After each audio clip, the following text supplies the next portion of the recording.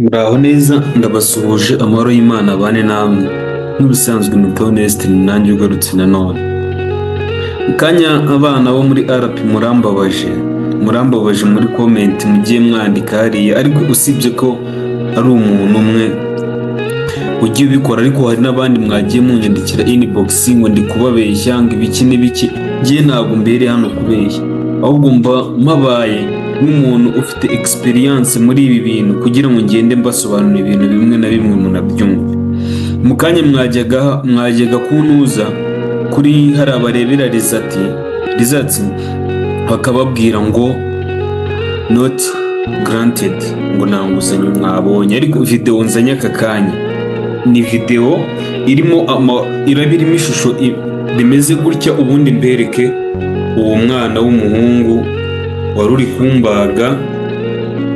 uri kumbaga murebe ibintu rwose yavugaga hano.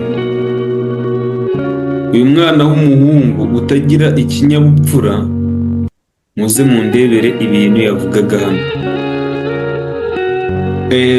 Hano yavugaga ngo ariko sha wagiye ureka kwigira bamenya none se rizati zahise zisohoka munyumvire ubwo yumvisha ibintu navugaga wapi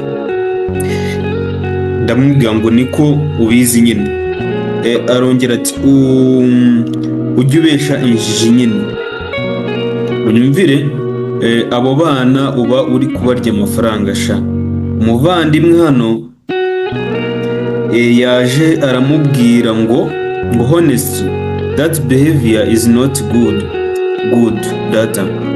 Just because someone gives you information doesn't mean they want to show they know everything.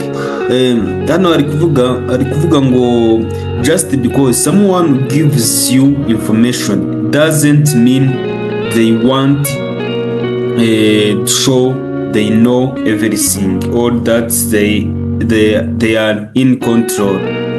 He is just trying to help by giving your information. So my advice is if the information doesn't match your feelings, it's better to stay calm. That kind of behavior is not good for a young man like you. Hano ugenekereje nko mu Kinyarwanda ari kumubwira ngo mu by'ukuri cyangwa tubwije ukuri iyo mico yawe si myiza muvandimwe. Just because hano umuntu ari kugerageza kukubwira amakuru ariho uko ameze, ntabwo ashaka kukubwira yuko azi ibintu byose cyangwa se ko ariwe uri muri control y'ibyo bintu, ngo ahubwo ari kugerageza kuba yaguhereza amakuru ya nyayo kandi yizewe. Nuko rero inama yanjye nimba amakuru uhawe adahuje n'ibyiyumviro byawe, icyiza nuko wakwicecekera. Iyo niyo nama yanjye naguherezaga, ko iyo mico yawe ntabwo ari myiza nk'umuntu w'umugabo nkawe. Uyu nguyu nawe witwa Jean Paul Munyaneza Gakuru ati ujye ubesha injiji nyine. Unyumvire noneho rero katugaruke kuri iyi video, kuri iyi shusho hano ndi gushaka kubereka. Ibi bintu mvuye muri systeme nsanga babikosoye nkuko nabivugaga muri video ya mbere, sanga koko birahura n'ibyo navugaga kubera ya experience nababwiraga byahuraga n'ibyo navugaga. Kuri kano gashusho ka mbere akangaka kanditseho ngo the selected students for bursary are not yet published, please be patient. Ngo liste y'abanyeshuri bemerewe inguzanyo ntabwo yari yasohoka, ahubwo waba wihanganye.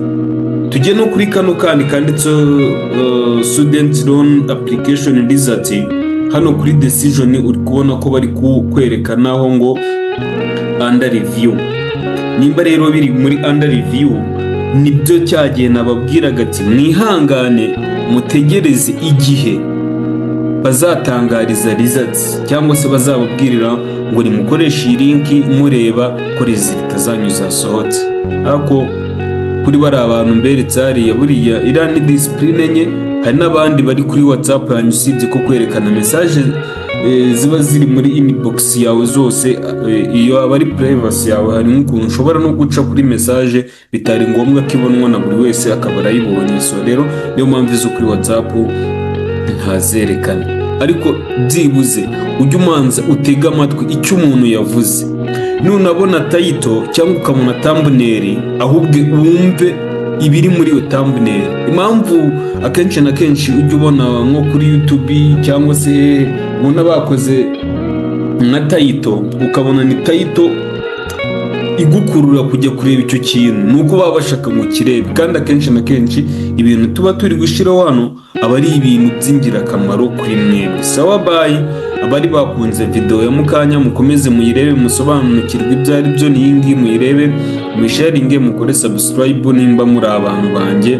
Amafufu n'amafaranga bafurike badi. Bye.